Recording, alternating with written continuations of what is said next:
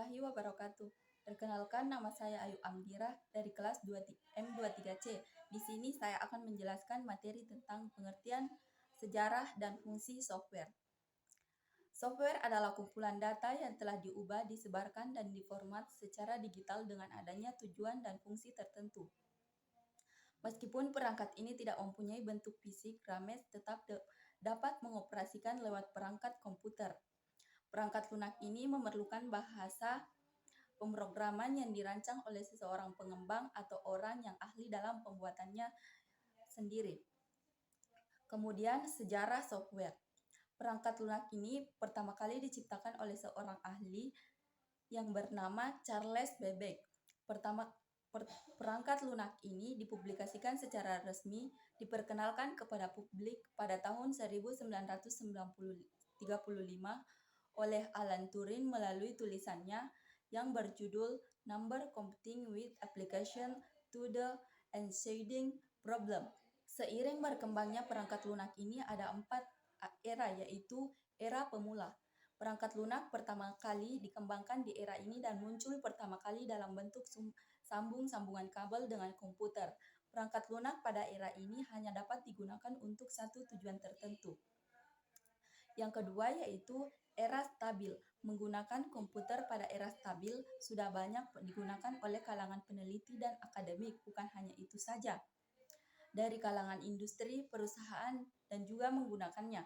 Yang ketiga yaitu era mikro. Seiring berjalannya waktu, perangkat lunak berkembang semakin begitu luas. PC dan jaringan pada era komputer ini dapat memenuhi kebutuhan perorangan. Penggunaan perangkat lunak ini dapat juga membedakan sistem yang bertugas mengoperasikan internal dan perangkat lunak aplikasi yang sedang digunakan secara langsung oleh penggunaannya untuk keperluan tertentu. Yang keempat yaitu era modern. Perangkat lunak di era modern semakin meningkat. Tingkat kecerdasan sekarang sudah mulai bisa mengenal suara, gambar, dan lain-lain, bukan hanya sekedar mengenal permasalahan teknik saja. Kemudian yang terakhir yaitu fungsi software. Yang pertama, software mempunyai fungsi sebagai dasar kegunaan komputer yang dapat dioperasikan dengan baik. Yang kedua yaitu software mempunyai fungsi untuk mengatur perangkat keras yang terdapat pada komputer. Yang ketiga yaitu software juga dapat digunakan sebagai jembatan antara beberapa software yang lain dengan medianya, yakni hardware. Yang keempat yaitu software juga dapat digunakan sebagai alat penerjemah perintah pada software lainnya yang masih ada di dalam mesin.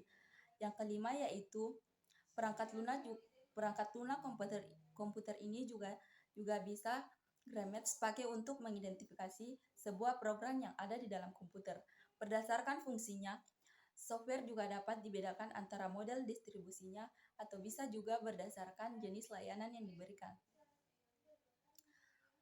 Kesimpulan, berdasarkan pada penjelasan tersebut bisa kita simpulkan bahwa software adalah perangkat yang canggih akan terus menerus mengalami perkembangan. Para ahli belum bisa menentukan kapan waktunya berakhir. Dan terima kasih, itulah tadi penjelasan singkat dari saya. Wassalamualaikum warahmatullahi wabarakatuh.